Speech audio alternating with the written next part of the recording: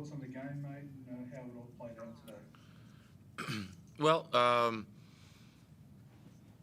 just said in the locker room, we're going to have to check the film to be sure, but I think that we let ourselves down a little bit in the second and third quarter by not trusting each other on defense and forcing a little bit offensively. And you got to give them credit. They really did a number on us on the glass.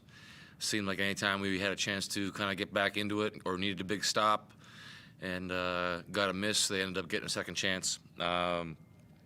So that was pretty rough on us. And again, yeah, you got to give them credit for not deviating from their game plan when they went down in the first quarter.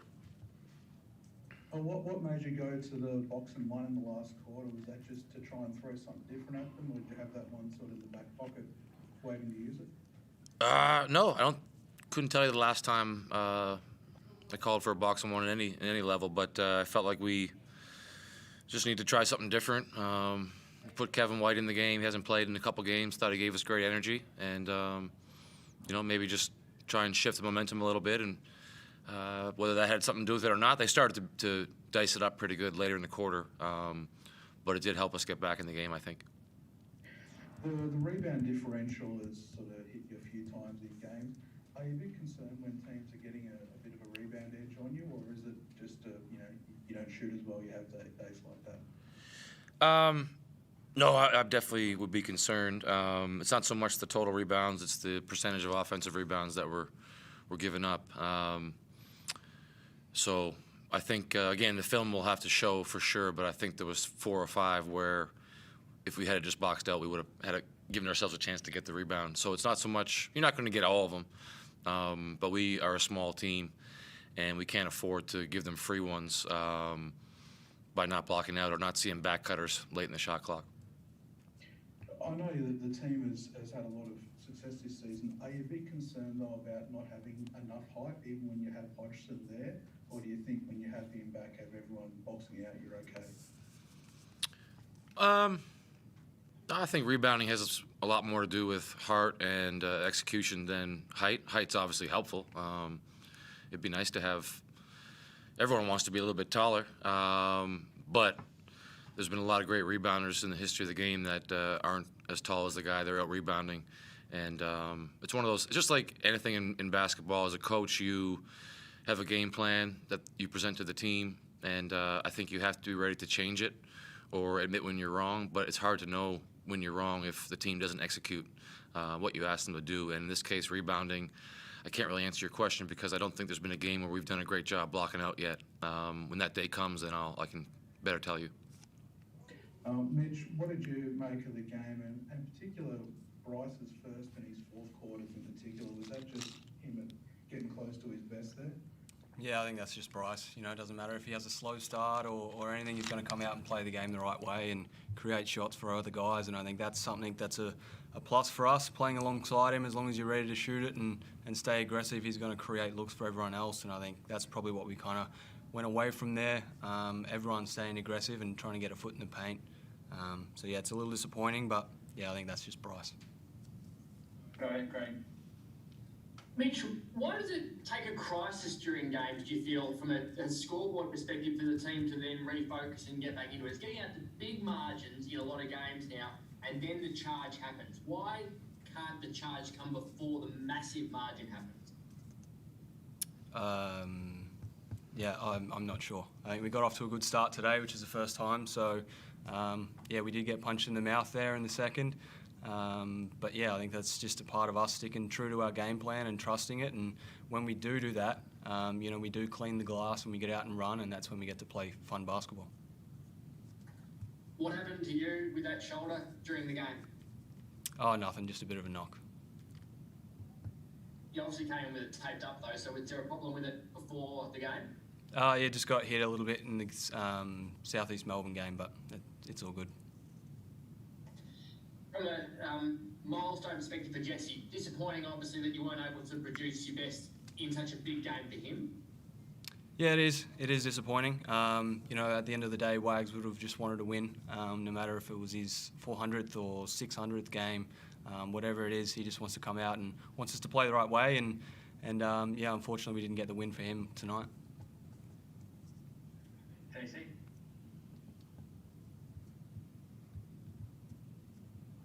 JC, you're on mute. Oh, apologies. Hello, gentlemen. Sorry about the loss tonight. My internet's a bit patchy. If I drop out, apologies. My question's for you, Scott. Michael Frazier. He's got a great resume. Hasn't quite popped the way we thought he may have this season. What's the secret to unlocking his game, and what did you think about his game tonight? Only the 20 minutes and a stat box that doesn't jump out. But what did you think? I thought he was okay. I mean, it wasn't his best game. I'm sure he would say the same thing. He's had a lot of very good moments for us, and he's been playing very well in practice. I think he's putting a lot of pressure on himself, to hit every shot and make every play. And it's tough to do those things when you're really, have a lot of weight on your shoulders from internally. So we're going to try and get him to loosen up a little bit and just play basketball like he's always done.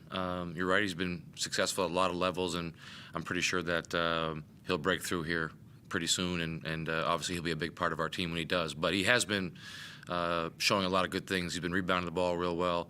Prior to tonight, one of our top assist guys, and he's one of our best defenders. So he's been contributing, not always in the box score, but in a lot of ways.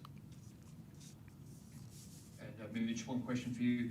Jesse Wake's out 400 games. You've been around for quite some time. What's been the secret to his longevity? From a nuts and bolts standpoint, you watch him a lot. What do you think? I think it's just putting in the work. He's got 3 kids, and he's the first guy into the gym. Days off, he's in there shooting, so he definitely puts the work in and trusts that work. But yeah, other than that, he's a fantastic team guy. I can't speak highly enough about him. Fraser, go ahead. Just one question for you, Scott, away from the result tonight. Has there been any talks with the Wildcats about returning to WA? A couple of other code teams have received exemptions to fly in and fly out for games. AFL, I think rugby union as well. Is there an update on that with regards to the Wildcats? I guess I was under the impression, that we were going to be subject to the same rules as the other leagues. So we're planning to be on the road until our road schedule finishes. So whatever that is, mid-March, and then we're hopeful that we can get back and play games under the same conditions that the other sports have been granted. I haven't been following it that close, just because I think things change. We've learned that things change a lot. So we're just taking it one day at a time, but we're hopeful that that's the case. Playing on the road every single game thus far this season, it must be comforting to know you can go back there and have that home crowd and really get a boost, because you guys have jostling for top of the table in the NBL and still haven't really played at home. We started off at home. We had 5 games at home, but yeah, it's been a long stretch, and it's going to pick up steam here a little bit. It'd be nice to play more games. I think the toughest time is when there's a week between games and you're on the road. It's nice for practice, but there's not much to do other than prepare for the game, and it's easy to get in your own head. But it will be nice if we can keep winning a few games and have a decent record on this road trip and go home and have 9 straight games at home. We'll put ourselves in a decent position to compete for finals.